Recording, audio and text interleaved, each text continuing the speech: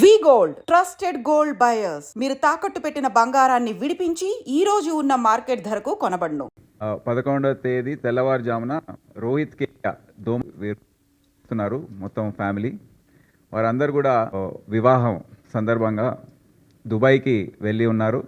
A1 మోల్హు Mukhia, Sushil ముఖ్యా, మూడో accused Basanti అర్హి. వీళ్ళందరూ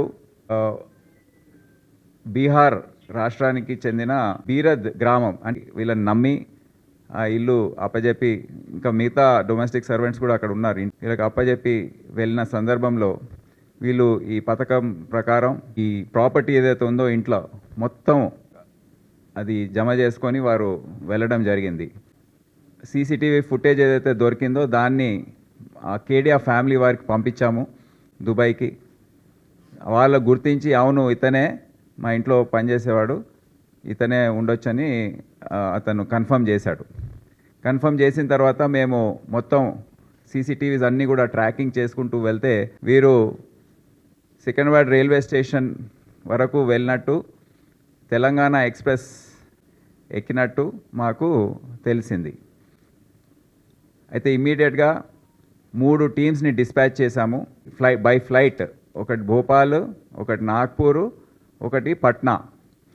సైమల్టేనియస్గా జీఆర్పీలోకి inform చేయడం జరిగింది. నాగ్పూర్ చేరేసరికి మా టీం కూడా ఆ టైంకి అక్కడ చేరుకుంది. వారు జీఆర్పీతో సహా కలిసి coach by coach, cabin by cabin check చేసుకుంటూ వస్తే అప్పుడు ఈ ముగ్గురు ఒకే కోచ్లో కూర్చోవడం అనేది తెలిసింది. వారిని అదుపులో తీసుకున్నారు. అదుపులో తీసుకున్న తర్వాత అంతా చెక్ చేస్తే ప్రాపర్టీ ఇంటాక్ట్గా వారికి జరిగింది.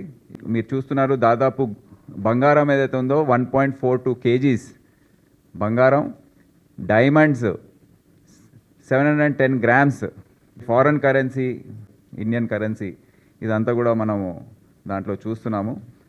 చాలా చాకచక్యంగా city police teams, task force, east zone police వారందరూ ఈ కేసుని డిటెక్ట్ చేయడం చాలా అభినందనీయం.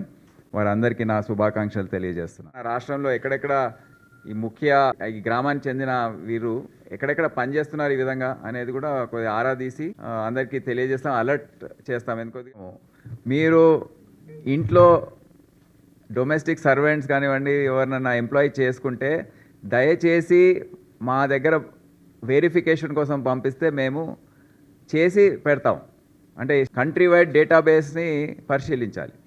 అయినా we are ready to do it అని ప్రజలకు తెలియజేస్తున్నాము.